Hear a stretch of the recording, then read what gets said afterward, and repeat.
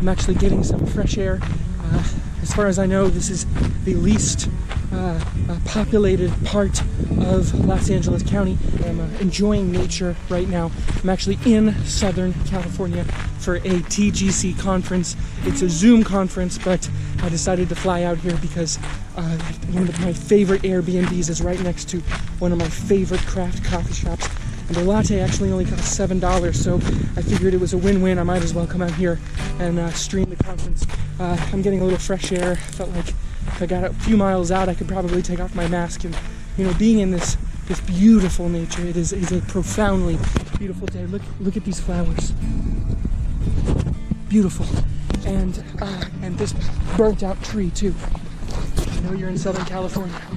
Well, just basking in the beauty that is this. Just absolutely profound beauty. It got me thinking about what is most important, and that led me to thinking about vaccine passports. You know, there's going to be a lot of hype, a lot of hubbub over the next few months coming from our own Christian community. We need to remember that no matter what we feel, no matter what our will for power is, we need to be willing to give up that power. We need to be willing to essentially do whatever we're asked, because it's about loving our neighbor. And somebody asked me, they said, "Gordon, how do you know so much about loving your neighbor?" I said, "It's because I haven't seen any neighbors in a year." You know, let me explain it like this. Loving your neighbor it's not about something that you do. It's not about actions. Remember, we're not saved by works. We are saved by the color of our...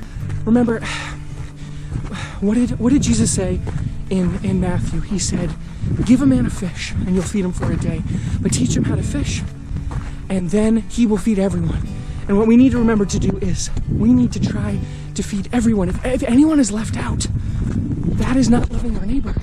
So we all must be vaccinated. It's very simple when we really think about it. It's really such a simple biblical principle. It's as simple as teaching a man to fish. This sage is one of the sweetest things that I've ever smelled in my life.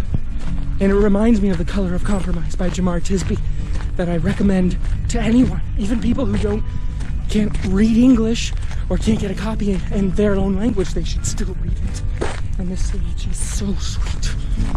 Let's bring this back to the issue of the vaccine passports that are soon going to be implemented across this land, probably. It's really very simple. Again, we as Christians have to not be conformed to the image of this world. What does that mean? Well, it definitely doesn't mean that we shouldn't do all the things that we're told by the government, because of Romans 13 says it just a little while later, right? In Romans 13, do what the government tells you to do no matter what. So we can't say that that's what that means, to not be conformed. What it means to not be conformed is to say no to power, because power is the thing that is power and worldliness are the same thing, I think. And what does it mean? Power, worldliness. Worldliness is power. We should be the one washing other people's feet. And not only should we wash their feet, but we should put a crown on them and tell them to rule over us, and also to give us money.